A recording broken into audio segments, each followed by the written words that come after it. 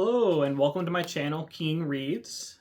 In an effort to try to be more consistent about the content that I put out, I decided to start a weekly update that I'll put out every Sunday, unless I put out another video during this time frame or during that week. Sometimes I'm film on Saturdays or things like that.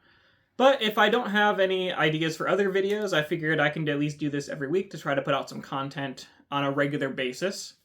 I got the idea from Traumatic Tomes, whose channel I really enjoy, so go check out his channel if you're also into BookTube. But I figured I would go over books that I finished in the last week or so, as well as the books that I'm currently reading. So I recently finished 2 E.M. Forster books. I took an interest in E.M. Forster. Well, he's one of those canonical figures that I feel like you should read at some point.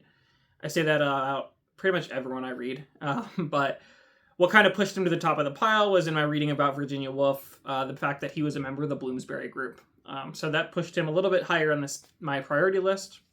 I read 2 of his books. I read A Room with a View first. This book was okay. It was, I think I gave it 3 stars. Maybe it should have been 2 stars. It felt almost like a Henry James book. I say that as someone who's only read 2 or 3 Henry James books. But it felt like a choppier version of Henry James, which is kind of ironic because I feel like they're both writing about British characters or English characters and European characters, who specifically either American or English characters that travel throughout Europe. And E.M. Forster was English, but I feel like Henry James was better at writing English characters. I don't know. I feel like these characters were just wittier. For some reason in my head, I associate wittiness with being British. I don't know why.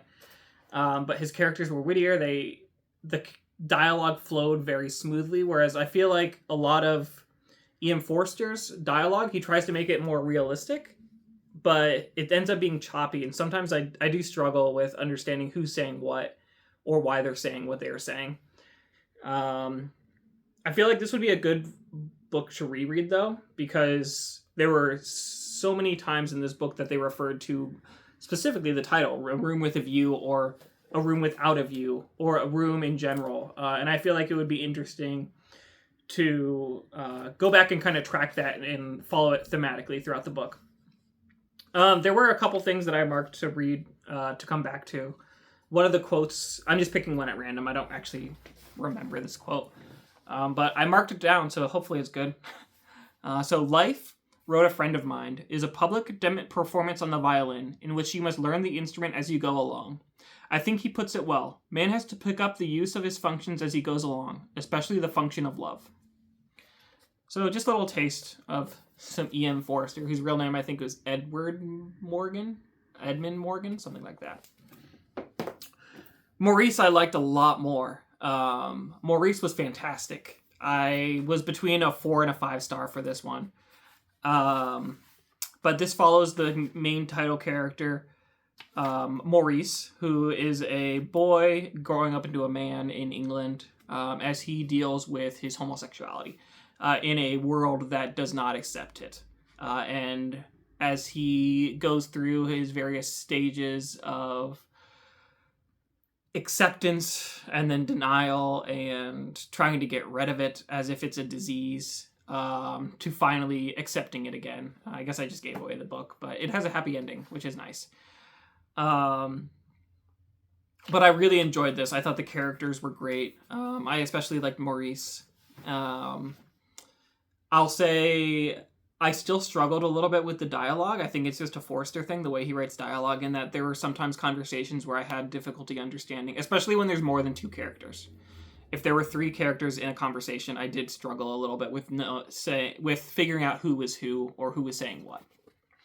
Similar to A Room with a View, I'm just going to pick out a random passage that I highlighted just to give you a taste of what his writing is like. "Belief's always right," replied Durham, putting back the book. "It's all right, and it's also unmistakable. Every man has somewhere about him some belief for which he'd die.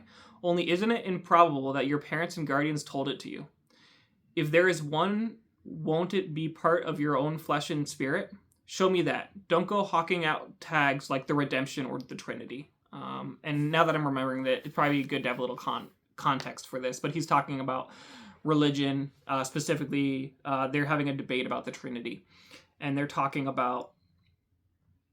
It's basically saying like there are things worth standing up for and dying for, but what are the odds that the things that you find worth dying for are also the same things your parents found worth dying for, and maybe reevaluating that. In that, is this something that I'm truly passionate about, or is this something that my parents were passionate about and made me thus think I care about? So that's Maurice. Would highly recommend these. I have some more Forster coming in the mail because I was really interested. So hopefully on next week's wrap up, I'll have some things to show you. Current reads. So I started this last night. This is Friend of My Youth by Alice Munro. My last short story collection by Alice Munro that I have left to read. I'm about 75 pages in. I've read the first 3 stories, and I am liking them more than the last one that I read, which I talked about last week, which was The View from Castle Rock. So I am enjoying it more, but not as much as I expected to. I don't know if I maybe just had some nostalgia for Alice Munro, and when I think back, I wanted to really like her work, and did. But kind of hyped it up in my head a little bit because she's this Nobel Prize winner. Not a lot of people talk about her, so I thought I had found something. I don't know. But I'm enjoying this, just not as much as I previously remember enjoying her work, but more than her last book. So we'll see. I still have a long way to go. It's like usually 250 pages are her books. It's 270. So hopefully I'll finish this in the next couple days and have a review for you next week. Something else I started this week is Mary Oliver's Devotions, which is selected poems by Mary Oliver. I'm a little over halfway through this, but I will refrain from giving my full review until I'm done with it. But I figured I would read a poem or two that I really liked. Or maybe just some lines that I liked. So this is from the poem, and just for context, this is not her collected poems, which I usually read collected poems. But this is selected poems, and it's long enough and not from a poet that I'm interested enough to read her whole work, so I figured this should be sufficient to get a good taste for Mary Oliver. But this is from the poem, and it also is in reverse chronological order, which I thought was interesting. I feel like most books of poems go from the beginning to the end, but this starts with selections from her most recent poetry collection and works backwards. So this is from the Book of Time. And the quote is, "For how many years have you gone through the house, shutting the windows while the rain was still 5 miles away?" There's a great poem about a porcupine, and there's one other one that has just a line that I want to read, but I want to see if I can find it. I don't know if I'm going to be able to find it. Oh, here it is. So this is from Percy, and then in parentheses 9 is the title of this poem. But the quote that I really like is, "Emerson, I am trying to live, as you said we must, the examined life. But there are days I wish there was less in my head to examine, not to speak of the busy heart." So that's Mary Oliver. I'm going to try not to speak too much about what I think about it until I finish it. And then I'm also reading through the poetic works of Samuel Taylor Coleridge. So this is more traditional to how I read poetry, in that it is his complete works going from chronological order. This one I am probably about 60-70% of the way through. And I'm finding a lot to like. I find that I like the ones that I should like, meaning his really famous poems are the ones that I like the best, it seems, which makes sense because they're the most famous. So it'd be like A Rhyme of the Ancient Mariner, Kubla Khan, Christabel, things like that. I'm finding a handful of other poems that I like, but not a ton outside of the big name brand ones. Not name brand. Not a ton outside of the big name poems that I'm sure everyone already knows. But here's one that I liked, called On Receiving an Account That His Only Sister's Death Was Inevitable. "The tear which mourned a brother's fate, scarce dry, pain after pain, and woe succeeding woe. Is my heart destined for another blow? O my sweet sister, and must thou die too? Ah, how has disappointment poured the tear over infant hope destroyed by early frost? How are ye gone, who most my soul held dear? Scarce had I loved you ere I mourned you lost. Say, is this hollow eye, this heartless pain, fated to rove through life's wide, cheerless plain? nor father, brother, sister meet its ken. My woes, my joys unshared. Ah, long ere then on me thy icy dart, stern death be proved. Better to die than live and not be loved. That's from 1791. I really liked the line, ah, how his disappointment poured the tear over infant hope, destroyed by early frost. I remember just taking some time and thinking about that line when I first read it. But congratulations, you made it through my first weekly wrap-up. Thanks for watching.